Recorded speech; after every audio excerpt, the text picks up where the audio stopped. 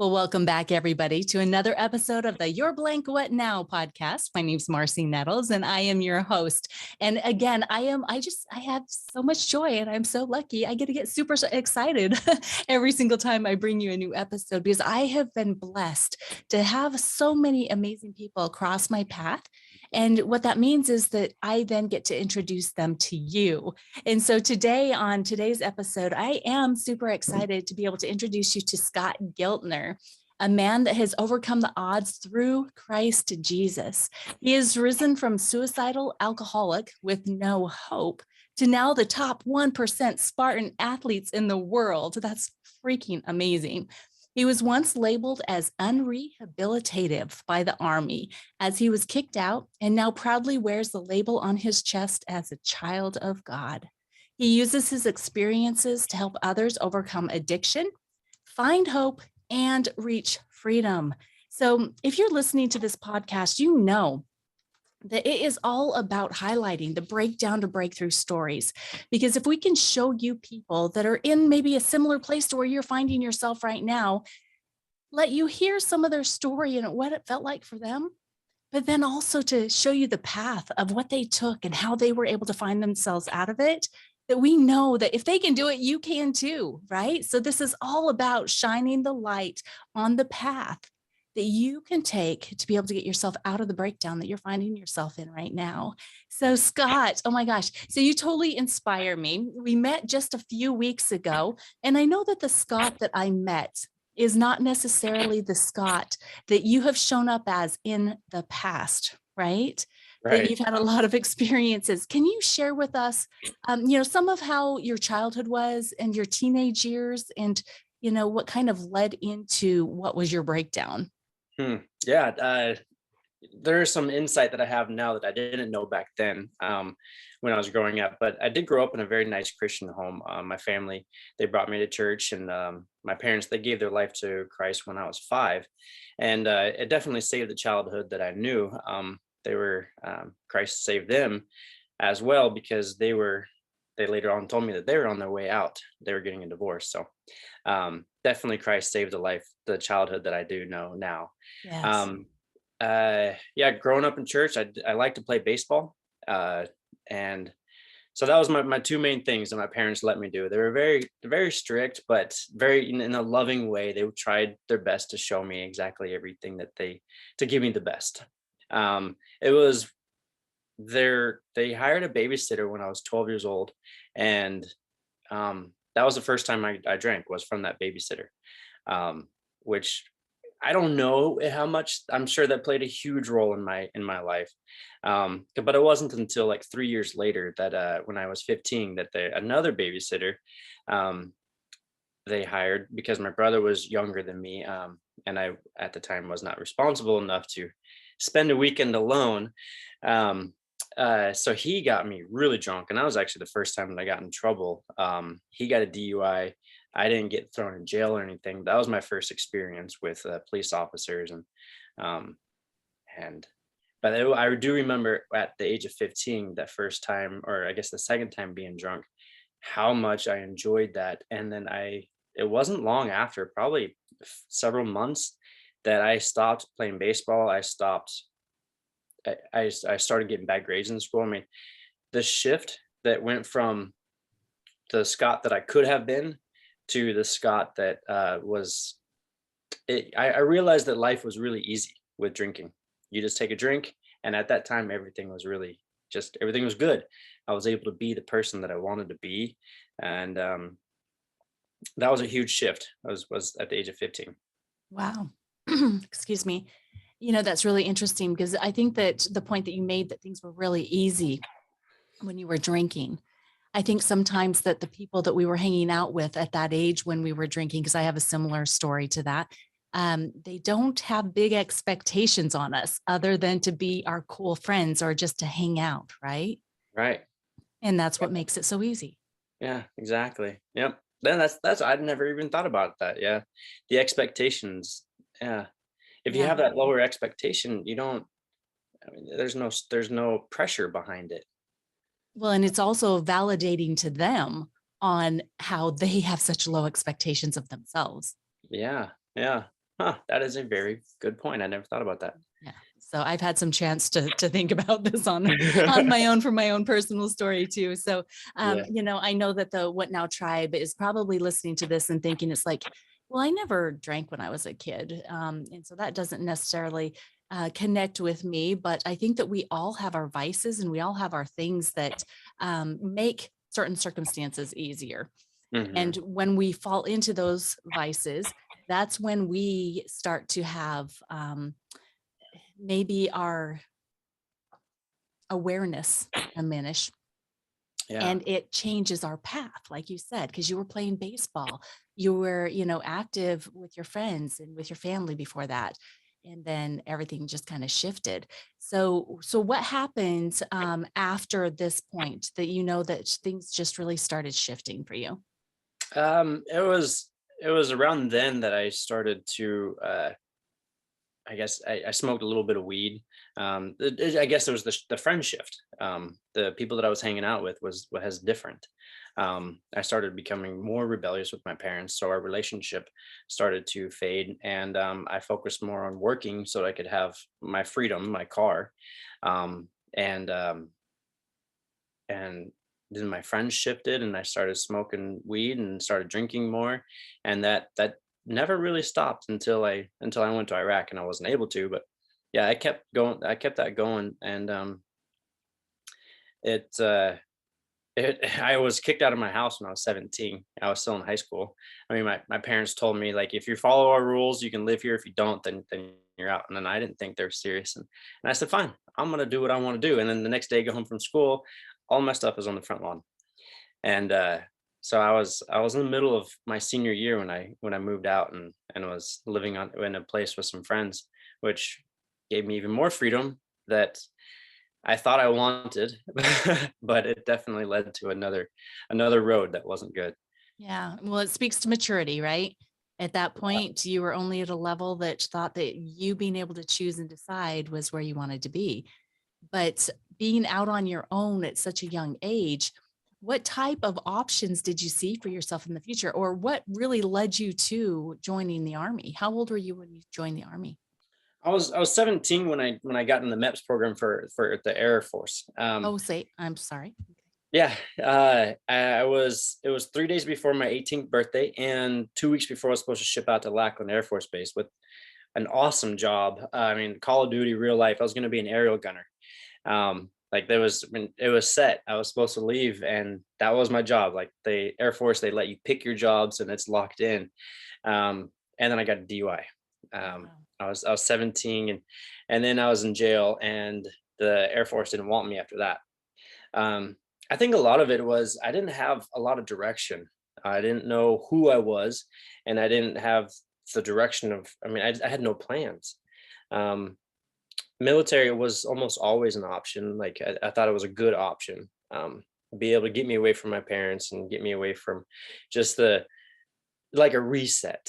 And so Air Force kicked me out of the MEPS program. And that took about 6 months. And then I joined the Army, and 12 days later, I was gone after signing the papers.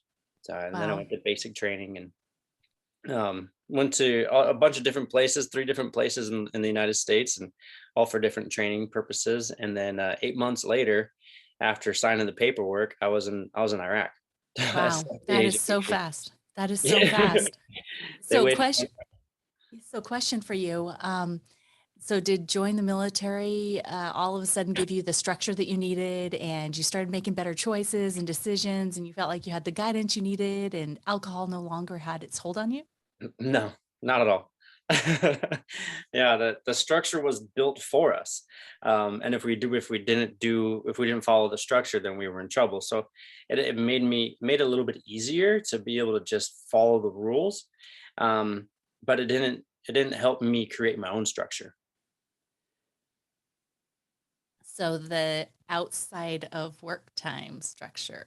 Yes, yeah, exactly. And then you're putting a bunch of 18 to 25-year-olds in one huge room, and at least outside of basic training, um, when we're able to have more freedom. And then I mean, drinking is a very huge part of the military.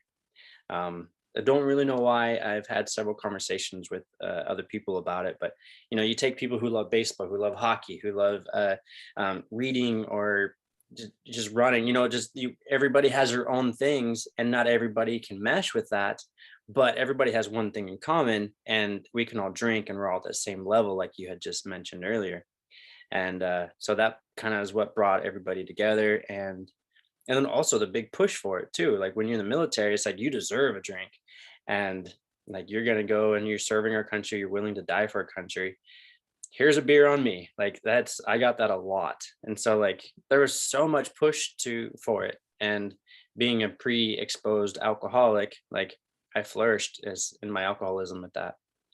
Wow. Yeah, that's really interesting. I mean, I can see why it would be something that was consistent amongst different soldiers, because, I mean, again, you're being asked to do a lot of heavy things, whether it's physical stress, whether it's emotional and mental stress, being away from your families, or the psychological weight that you have on what you're either being called to go do or you're in the middle of. Hmm. And again, it's that escape. Yeah. Yeah. Yeah. Wow. So I know that alcohol did not necessarily help you promote in the Army. Can you share some experiences that you had where it was very negative for you in the Army with alcohol? So I had very little time in the beginning. Actually, I really had almost very little time at all, because it was all training. So that we were very limited, kind of like in that parental structure kind of way. It wasn't a regular job at the time. For the first 6 months, I was in training for the first 6 months. Went to airborne school, but one thing I do remember was I have always loved my athletic ability, and I always wanted to push hard. And I got drunk the night before a PT test for airborne school, and I almost failed the run. I was like, I don't know, 10, 15 seconds almost from failing it. And then I wouldn't have been able to go through airborne school, which was, I mean, I wouldn't have signed my contract if I didn't get airborne in my contract. Like, I wanted that so bad. So that almost played a huge role. But I've always strived for 300, which is a perfect score in the military, and I almost failed my PT test at that time. Um, and I told myself, "Don't drink. This, you got a PT test tomorrow. You got to get." But I always got drunk, even when I didn't want to. Um, but then and then shortly after that, 2 months after that, I deployed. So I didn't have a whole lot of time really to.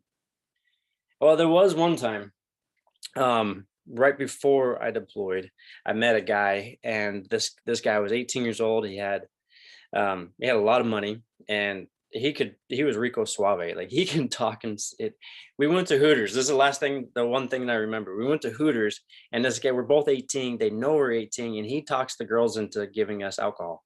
I don't know. He's just that kind of guy. He could talk his way out of anything. Um, and then later on, I wake up. I don't even remember leaving Hooters, but I wake up. I had missed formation. I am in a not good place at all. This guy had just gotten out of prison 3 days earlier. Everybody's naked. There's prostitutes in the house, and what woke me up was a crack pipe burning my lips. And so I never like actually passed out, but I blanked out, and I freaked out. And I took off running. And I've never been more scared. That was a really bad time. But fortunately, I didn't get in trouble because everybody's everywhere at that time. It was a transition period. I had just gotten to Fort Bragg. So I wasn't assigned to a unit yet. Wow. And you think back on those times and it's like, what saved me? Yeah. God. Yeah. I mean, no. I mean, because in all reality, when you think about the compilation of things that you just said happened in that one night Hmm. and what could have happened, I mean, Yeah. first of all, to your life, but also to your future, because it's two different things, right? To your life, it could have ended right then. Yeah. And Yeah. then now to your purpose in your future. Yeah. Yeah. Pretty intense when we think about the things we did when we were young and stupid, right? Right. Yeah. That one. I have several incidences kind of like that, but that was the worst of them. And then it was probably about a month later I deployed, and alcohol is not allowed over in Iraq. So I only drank a couple times when I was over there, but Yeah, yeah, that's probably a good thing, right? It's probably a good thing yeah, because I'm pretty sure that you're not the only person that deploys that has alcohol as kind of a controlling factor. Because yeah. would you say that? Would you say that alcohol was controlling your life? Oh, definitely, 100%. I had when I was overseas, because I always did really well at PT test. The 75th Ranger Regiment sent out. This is like, if I have any regrets in my life, this is my regret. The 75th Ranger Regiment sent out a mass email to everybody who had a 290 and above PT score, and he was recruiting for Rangers. And I'm like, I've always had that mentality of like just gung ho, just everything I do, I want to do it to the fullest. And maybe that's one of the reasons why I drank to the fullest too. I don't know, but I was accepted, and I was getting ready to go to Ranger Infantry program at school, and they call it RIP. And me and my buddy did it together. And this one still gets me because um, we got ready we had our packets ready, it was filled out, everything was signed, all we had to do was just drop the packet, and just that was just submit it. He submits his. I said, no, I'm going to stay for a little bit. I just got back from Iraq, I want to hang out with my buddies, I want to party. And it was only about 2 months after that that I got a DUI. And I was getting in, I got the process of getting chaptered out of the army. And it was solely because I was starting to drink a lot. I was only 20 years old, and I didn't understand why. Like this, before PT tests and stuff like that, like big events were coming up. But um, and so I didn't understand why. I'm at the age of 20. Everybody says, well, you just got back from Iraq. It's what everybody does. But I knew something was wrong. I wasn't just doing it to have fun. Um, and I self-referred myself to a program. So I asked for help from the Army and the Army Substance Abuse Program. And while I was in that program, you sign a contract saying you won't drink, and I got caught drinking. So that's what got me kicked out of the Army. And so instead of going to Ranger Infantry School, I um, I'm now in the process of getting chaptered out. I'm in the dirtbag unit, or not unit, but the dirtbag squad is what they called it.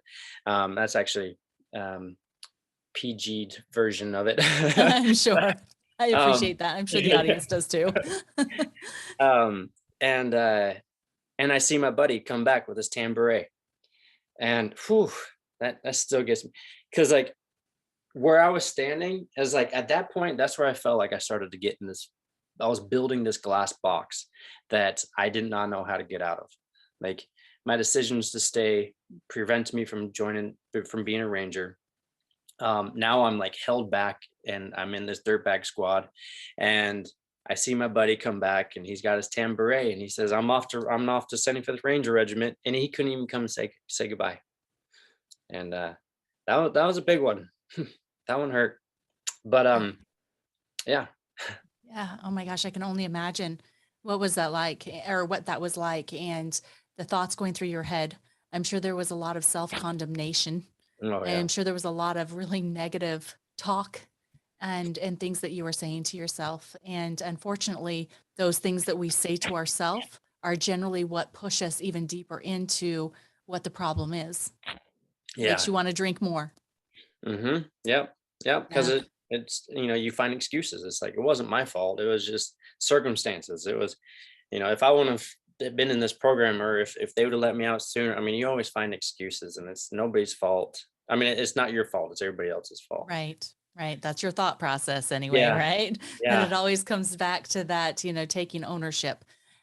So before we move on from this area in your life, I'd really like to talk about the label that was put on you by the Army. hmm I mean, this is a big word that I don't know that I've ever really heard it as being attached to a person. But you mentioned that you were told that you were unrehabilitative. Yeah, so the chapter 9 discharge ASAP failure is unrehabilitative. So I was kicked out of the army as a rehab failure, and I was unrehabilitative, which is why they wouldn't let me back in. Which is why they kicked me out. So it was like a double wound. They like kick you out, say we don't want you, and because you're unrehabilitative. Um, and I didn't even realize that I carried that title for many, many years. Like, it wasn't until I let go of that title did I realize that I held that. Yeah.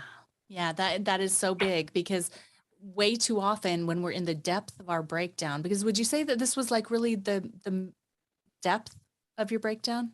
Or do you think it went further? Oh, I got further. Yeah. Okay. Yeah. Okay. So please continue on with your Yeah. breakdown because we want to hear the things that really, transpired that eventually led you to breaking out and breaking through. Yeah. 'Cause I was only 21 at that time. So I mean, I joined really quick, and it was just under. I was a 1 month shy of 4 years. So I still was under the mindset of that it's not my fault, and it's just the way things happen. But I did get married in that time, and that was very, very short. It was a year long thing. We did have a child together through it, and which I don't get the opportunity to see her, but I through the process of it, I signed my rights away to her because I mean, at that time, I was just a 24/7 drunk, and I remember asking the question, "What does this mean? The privilege to see Emma?" And she said, "Well, you can't just come get her whenever you want." I'm like, "Oh, that makes sense." I didn't realize the difference between privilege and right, and so without the knowledge of what I was doing, I signed my rights away. So shortly after that, I was homeless, and I had just gotten 10% disability. So I was a kind of a rich homeless person. I got $600 a month, but it all went to alcohol and my car payment. So I had a car to sleep in, and I remember having to to stay clean. I would go to the hotels and I'd get my cooler and I'd fill it with ice to keep my food cold. And but at night, at the end of the day, I would put the cooler on top of the car and I'd give myself a wash with that cold water. You were recycling. Yeah, yeah. But I went through a lot of trying to find who I was. Um, I was trying to prove to myself that I wasn't an alcoholic. So during my times when I was living in my car in Charlotte, I went to I thought, well, if I go to bars, that's a normal thing. Like that's what normal people do. So I started going drinking at bars. And then I'm like, man, these guys are alcoholics. I don't want to hang out with them. And then and then I thought, well, if you eat food with, you go out to dinner and you enjoy a drink with your dinner, like a lot of people do that. That's normal. I started doing that and that just got too expensive. And it even reminded me of my loneliness because I see couples, they're out there and enjoying a drink while I'm enjoying my four by myself. And and then the next step, there was some other steps in between it, but the final step was if I alcoholics can't hold a job. So I got hired somewhere with a construction company called Hip Construction, and it was an out of town job, so it was perfect because I got a hotel to sleep in. Um, so I really enjoyed that next step, but that's when I became a functioning alcoholic. Hmm. That was in and when was that? So I got out in 2010. That was around 2011, maybe 2012. Yeah. Okay. Wow. So we've spanned a few years here since you got kicked out of your house as a 17-year-old high school senior to now being a functioning alcoholic with an out of town job where at least you have a place to lay your head, which, yeah, that's awesome. Right. But what happened with your family since this time? Where were your parents? Did you have Oh, any relationship? What was going on there? yeah, the relationship was hard because they stayed in they still live in the house that I grew up in. So they stayed in Idaho. This is all in North Carolina. Um, they wanted me home. I always had reasons why I didn't come home, and I yeah I don't know why I never did. It made total sense to just go back home. But oh, actually, I think yeah, because I had the DUIs. That's it. I started accumulating DUIs at this point. Tell Um, us more about that. yeah, as I had so right after I got kicked out, I had a motorcycle, um, and so I had gotten a DUI with my truck, and then a week later, I got a DUI on my motorcycle where I wrecked it. I was in the hospital for a little while, and bedridden for about a month because I completely destroyed my what they said on the MRI. I obliterated my ACL and tore my MCL. So it was swollen up. I mean, there was no movement in my knee, and so then good thing I was still uh, like a part attached to the army. Like when you're fresh out, you still get some time to be able to use the facilities, and so I was able to. Uh, Still use the Army Womack Medical Center because it was like I was out, but I wasn't out yet at this time. So timing was good as far as the medical bills. But anyway, um, so yeah, they helped me rehabilitate, and so that was two DUIs. Um, and then I hired a lawyer, and he pushed it out for 2 years. So then I was just waiting for something to happen, and he kept pushing it out and kept pushing it out, and so that was when I started starting the job with the construction company, and um, and then after that I tried to reconcile things with my wife, and I moved back to Sanford, and it didn't work out. But at that now I'm living in Sanford. I had a different job, and I was a little more stable at that point. Okay. Okay. So thank you for clarifying that. And Yeah. so at this point, so now that you have that job and how many DUIs at this point? I had two. Okay. And does that include the one before the army? No, no, it No. doesn't. Okay. That one was dropped so that I could join the army. Okay. Awesome. Okay. Well, good. Well, that's always good. Or maybe who, Yeah, I who don't know. knows, right? I had a lot of breaks. I mean, I got drinking and driving charges quite often, but and then they're like right before I deployed, and so like they're like the judge asked me what I do. I told him I'm a soldier and that I'm getting ready to deploy, and then so they worded it differently so that it was like reckless driving while in consumption, and so it wasn't a DUI, and then I just paid a fine, and I was able to go to Iraq, and I mean I don't know, I They probably probably thought that Iraq was the best place for you to, get that rehab, right? yeah, yeah. Yeah, Yeah, sometimes it doesn't quite work that way. no, But I had a lot of breaks. yeah, you know what though? I am a firm believer that all of the hardships that we go through are because we need to grow through them to become who we need to be to serve and do what our God has for us to do, right? Yeah. So before we move into your breakthrough, is there any other like if you had a second just to think, it's like what was your biggest or your worst moment in your life? The worst moment was when I started racing Spartan races in 2014. A friend of mine, I was trying my hardest to clean up my life, and I was going to church, but um, I mean, a lot of times I go to church high or drunk. I mean, it's just like trying but not willing to give anything up. But a friend of mine asked me to go to, and it was weird. Whenever I went to church, like, and I was like, "Hey, I have a problem with alcohol." The pastor would hook me up with somebody that they thought would be a good fit, and he would be a worse addict than I was. I'm like, I was like, I can't escape it. The enemy was working really hard. Um, and but yeah, so a friend of mine asked me to go to a Spartan race 2014, and and I loved it.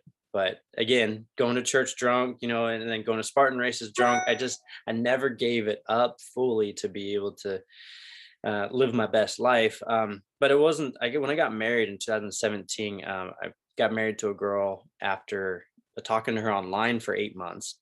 I moved to Colorado to be with her, and everything she told me was a lie. Mm. Um, I married her after 4 days of knowing her in person, and another drunk choice.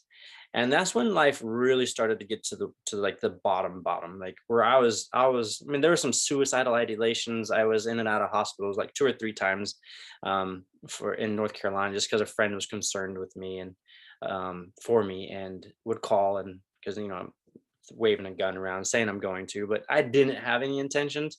But it wasn't until shortly after I married her that I was really done with life. Like I just felt like I couldn't escape any of my dumb choices. Um, and life got really bad from there. Mm. So what happened? what happened with the marriage, or? Well, I want to know what happened to get you out of that place, because Okay, so what got me out of that place? you are obviously not in that place anymore. I mean, No. you've made your stupid decisions. You've done your stupid stuff. You've consumed things that your body probably didn't thank you for. You've missed out on opportunities in your past that, may have been good for you. Who knows? Maybe Yeah. you weren't supposed to, right?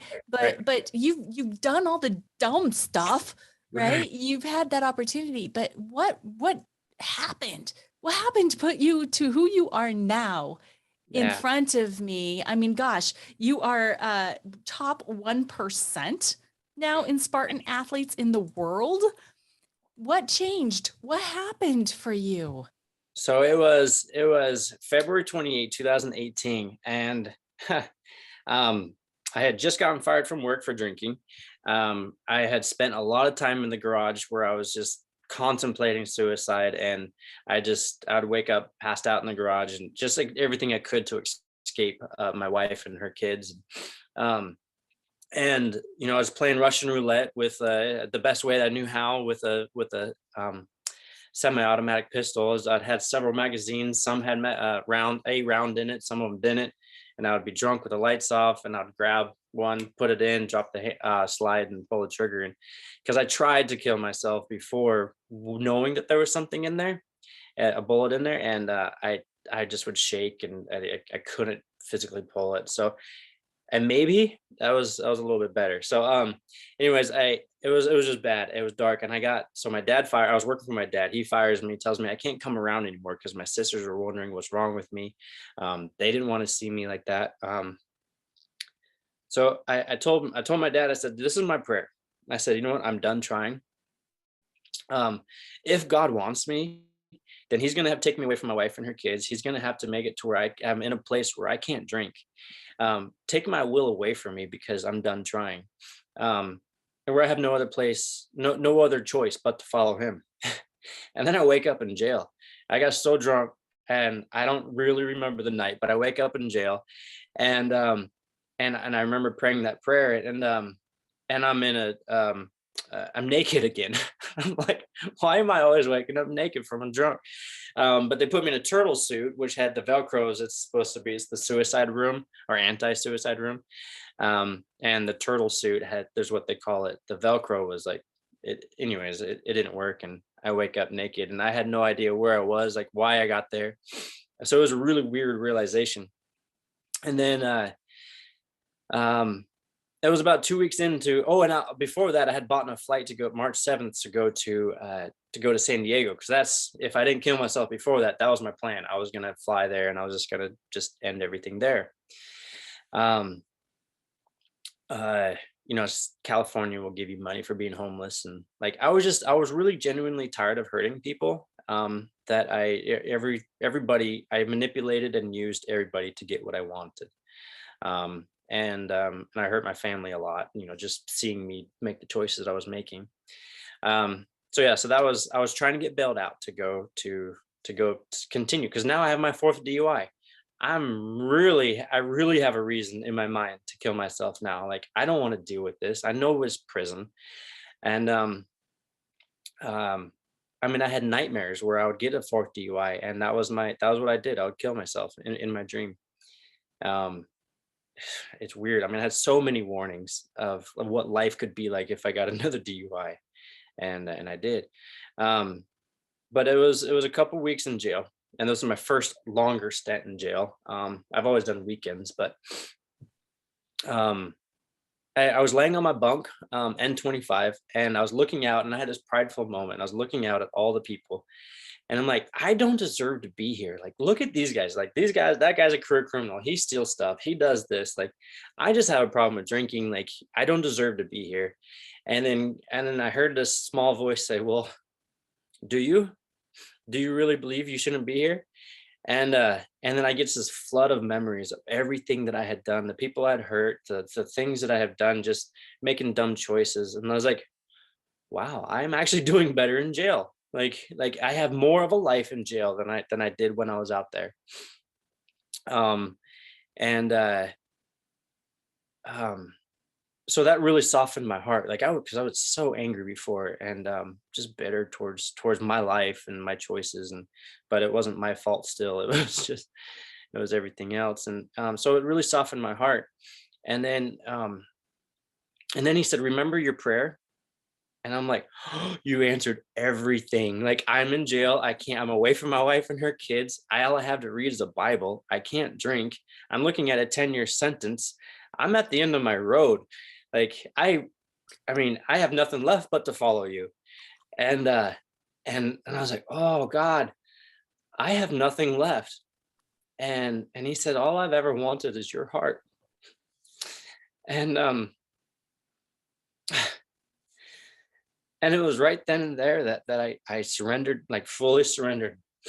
I told him, I said, "I have nothing left. Um, but you can do something with my life, whether it's in jail or whether it's free. Um, I give you my life." And I just instantly felt redeemed. That label of being unrehabilitative, like, was just lifted off. All the titles, all the feeling, the shame, the guilt, everything that I had carried on was instantly gone. And I get up off my bunk, I run down to the phone, I call my mom, I'm like, "Mom, you know what just happened? Like, I gave my life to Christ." And I'm like, this is so different. And before that, I was trying to read the Bible and I couldn't. Like, the pages would get blurry. Somebody would interrupt me or I would fall asleep. Like, I spent 2 weeks trying to read and I couldn't read a paragraph. After that, I blew through 14 books, and people started calling me Pastor Scott. And because I started like this Bible study in there, or I continued one after a guy had left, he went to prison. And yeah, so I was overjoyed. I had so much joy and I felt so much freedom. Like, it was crazy that I felt more free in jail than I did outside. And yeah, that's when it all changed. Wow. God is so good. Yeah. Seriously. But you had to come to the end of yourself. Yeah. You had to come to the end of your pride. Yeah, exactly. Oh, that's amazing. That is so amazing. And I am so grateful that you were so willing to share that so vulnerably. I mean, obviously tears, I've got them, you've got them. And that's what true breakthrough looks like, Yeah. right? Is finally getting to the point that you're willing to just get rid of your pride. Yeah. And surrender. People ask me, like, how have you been able to not have a drop of alcohol in 4 years? I'm like, I quit trying. And they're like, what? That doesn't make any sense. It's like, when you're trying to quit something, you're focused on it. And it makes it that much harder to stop whatever it is you're trying to stop. It's like, I stopped trying and I surrendered. And and yeah, it's a new concept to a lot of people. I mean, it was a new concept to me as well. But that's where the true breakthrough comes from. That's amazing. I Yeah. love that. So, thinking about your chaos, what are the lessons that you learned that you've been able to pick out? If I was always able to, the procrastination and the priority thing, like, we're like, I don't want to clean my house, or I don't want to do laundry, or just these small piddly things. And I don't always think back to it because now it's just a part of who I am, like, and especially like with training and stuff. I would never was consistent. But I remember that I was always consistent with alcohol. I was always consistent with some sort of substance. So if I could take that same drive and mindset to always having the money to either buy it or doing the work to be able to trade for it, or whatever it took, if I can take that same whatever it takes mindset and apply it towards things that are good in my life, like, that was the biggest thing. I was like, I have the drive. I know I can be that person. And I feel like a lot of addicts are very driven. Like, and just now we just need to learn how to place it in the right areas. Yeah, absolutely. Driven and resourceful. Definitely resourceful. Yeah. Right? If we and consistent, like you said, because a lot of the times I look at my daily schedule and the things that I want to accomplish. And if I was just more consistent, Mm, right? At yeah. doing the right things, because I am consistent at not always doing the right things. Right. Yeah. Right. But if Exactly. we could take those things and put them into play in our daily lives, um, you know, gosh, the power that's in those things. Yeah.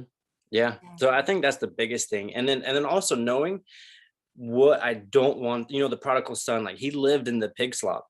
And like I feel that same way. Like I lived my life in the pig slop. I know what it's like to, like right now I'm battling to get my license back. North Carolina's being they're holding me up, and for no, I don't know why. But anyway, one of the questions was why do you think you should have your license back? Like, and it's like, well, I know what it's like to live in that pig slop. Like there is no concern on my end that I want to go back to that. Like every time I think like, well, you can have a drink, like it's instantly, do I want to risk? Maybe I could have a drink, but do I want to risk going back to living in that pig slop after knowing what it's like to live in the nice air conditioned palace?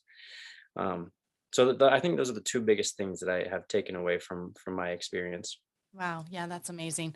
So, if you could go back and talk to yourself, whether it was your 13-year-old self before you started drinking alcohol, Mhm. your 15-year-old self to where you had really dove into drinking quite a bit and were enjoying it, your 17-year-old self, I could keep going on, your Yeah. 18, 19-year-old self when you were in the military, what is something that you would want to tell yourself if you could go back? Hmm. Do you want a hard life, or do you want an easy, a purpose driven life? I think I would like to know, because easy is not good. Nothing good comes from easy. But a purpose driven life or a hard life. And I think I would like to know that I have an option to have a hard life or to have a purpose driven life. And if I make this choice here, I'm going to go this direction. And if I make this choice, if I don't make that choice and I make a better choice, the rest of my life will look a different way. Mm. Yeah, and the impact that you can make. Yes. Yeah.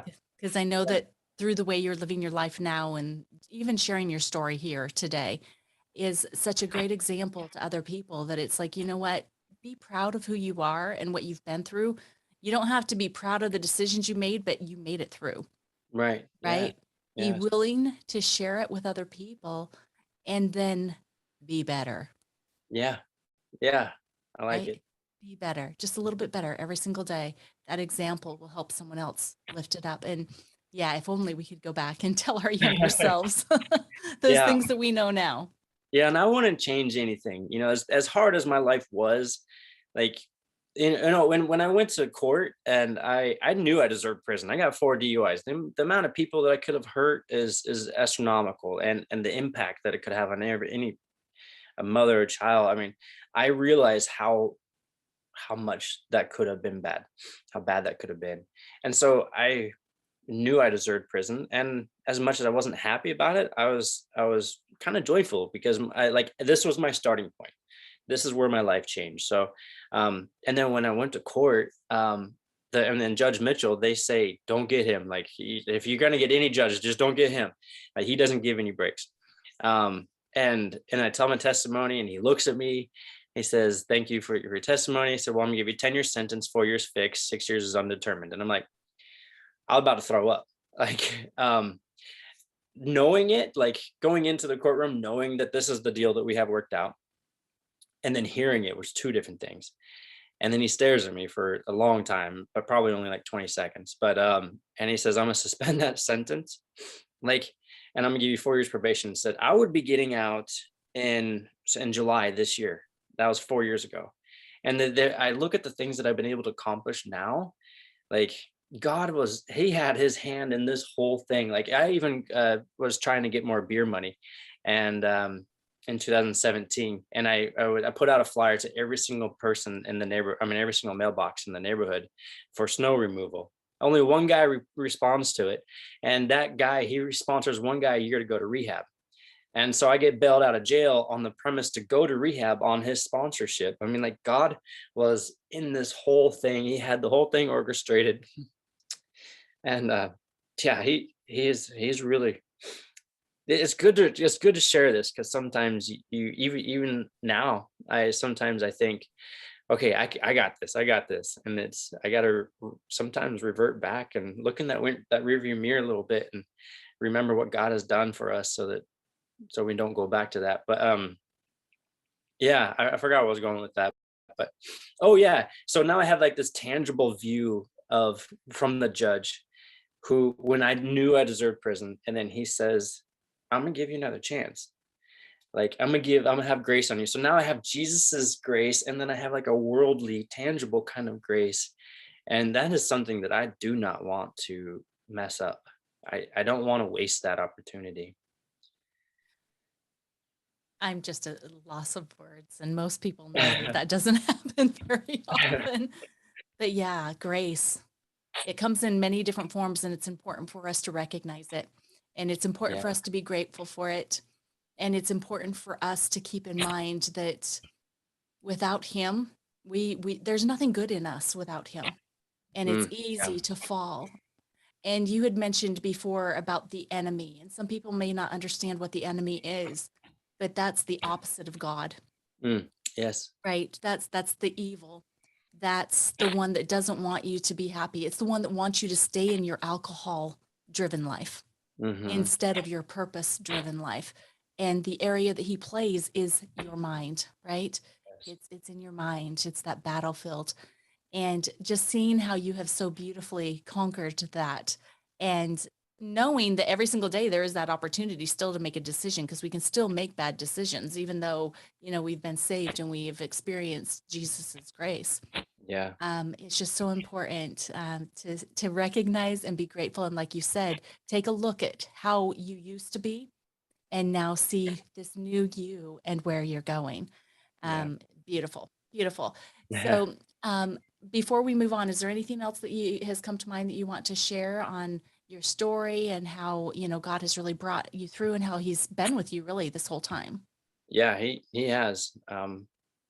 No, I think we nailed it pretty good. All the key points. Okay, awesome, awesome. So, can you share with us what you are doing now? What's going on in Scott's life? How are you bringing joy and how are you fulfilling your purpose? Fulfilling my purpose. That one, I feel like I am, and I hope that I am. I pray and I ask God, like, what can I do today? Like, what is there anything I could do more?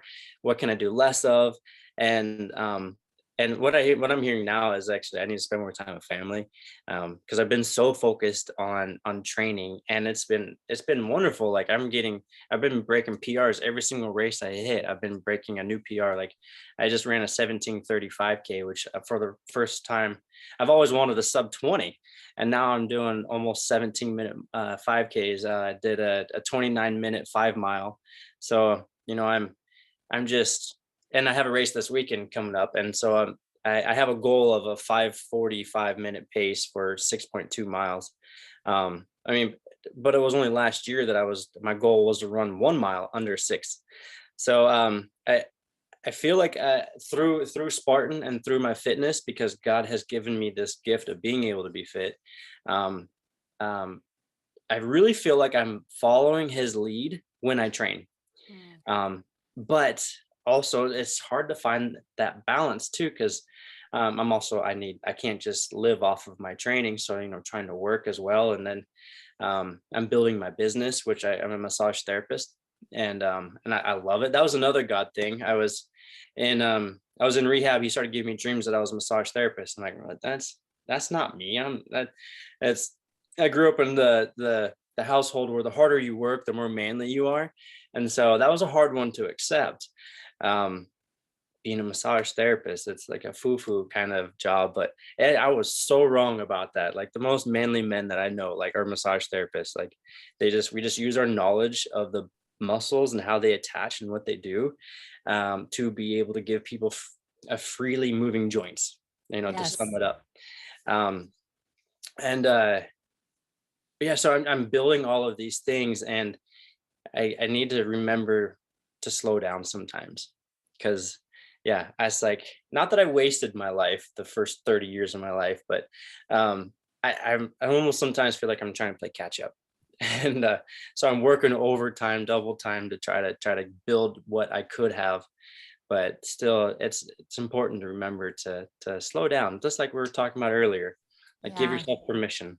Yeah, absolutely. Yeah, I had asked Scott for some tips because I would love to be able to get jogging and running again because I used to love to do that type of stuff on the mountain too.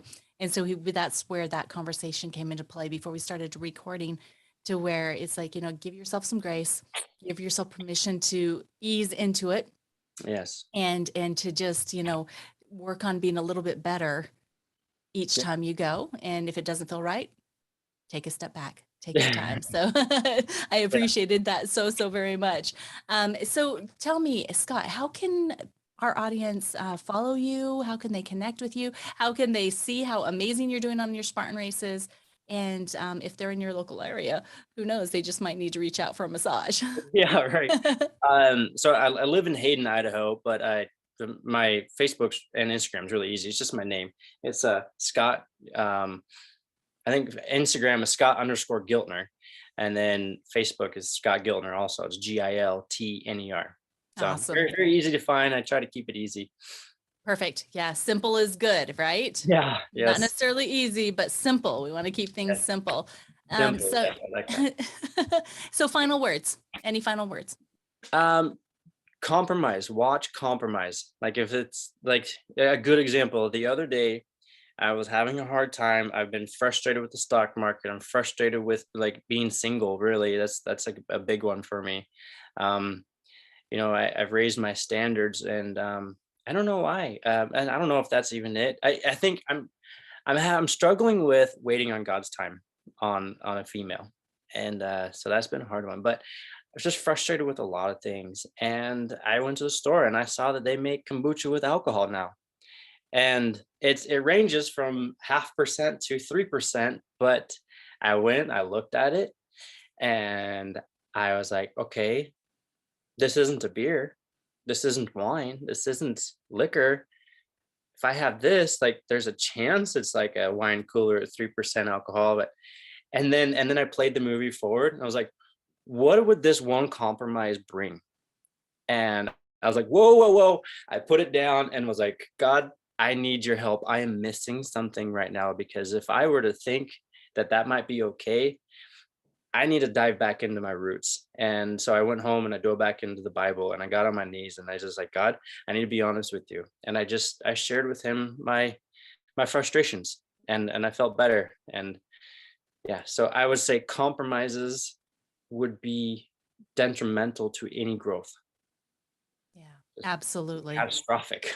And to be aware of them, that was such a great awareness that you had. And as you catch a compromise, you'll get better at being aware. Yes. So Yes. yeah, that's so good. And by the way, do you like kombucha? Oh, I love kombucha. Yes. Do you know how to home brew it? Yes, I did for like a year. It Okay. became a lot of work, and now I'm working like 50 hours a week, and trying to run 50 miles a week is there's not much time in between. I gotcha. Yeah, no, I just ordered a new start. So Oh, you got a little baby Scoby. I love kombucha. Yeah. So maybe, if anybody's interested in learning how to do kombucha, let me know. I'll see what I can do to help you get started Won- with that. Wonderful. Yeah. Well, Scott, thank you so very much for being such an amazing guest today. And, the title of your episode, You're Broken and Hopeless. What now? And I would say that you have absolutely, shot that out of the water and become completely relentless in your journey in following Jesus and in being the best version of Scott in your purpose driven life. So thank you so very much for being my guest today. And thanks for having me. You're very welcome.